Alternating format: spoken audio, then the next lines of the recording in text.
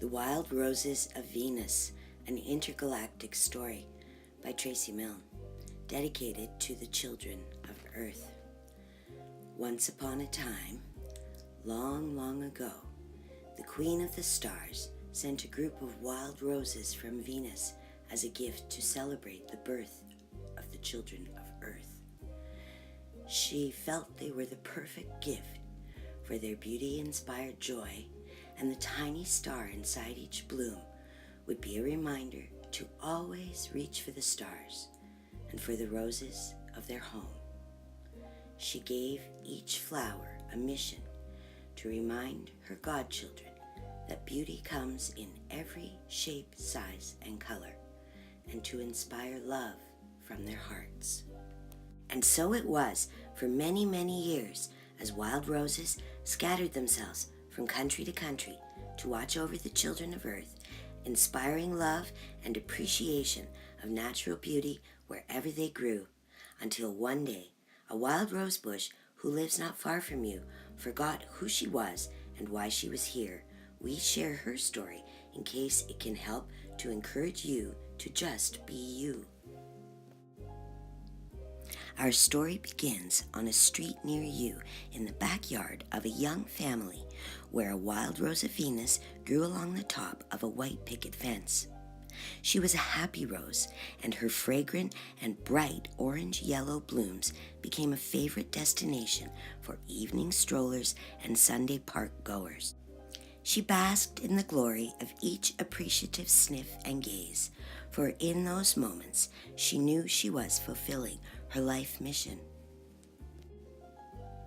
Until one day, when a new family moved in next door. This family didn't like anything wild, especially our wild rose bush. Within 3 weeks, they had removed every tree, bush, flower, and blade of grass from around their new home.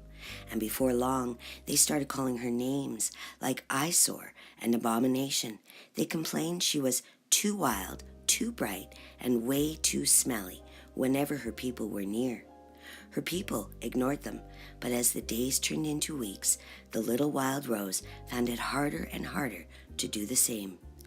Each morning, the man would pull off her sweet blooms, stamping them into the ground, and each night, the lady would pour poison onto her soil.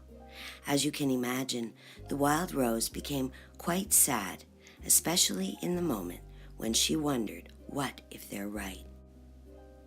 For in that moment, the wild rose forgot who she really was and why she was really here.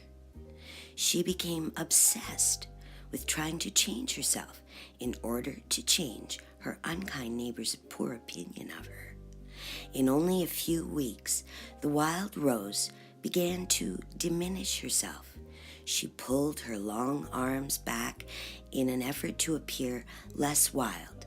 She produced smaller, duller blooms in an effort to seem less bright and less smelly. But no matter how hard the rose tried, she could not change the way the Creator had designed her. Luckily for our little rose, her people believed that it is often more comfortable to make changes on your own terms than it is to have changes forced upon you. That is why, on the last day of summer, they gently dug up our little rose bush and they moved her to a beautiful trellis at the front of their home, as far away from the unkind neighbors as they could place her.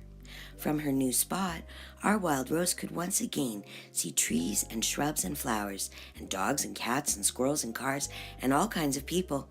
She now had the honor of welcoming each new guest to their home. She even got to see her people more often. After a time, the wild rose found it kind of funny that the new neighbor's unkindness had helped to bring her to this new and far better place, and so she remembered each night to thank Source in her prayers for blessings in disguise.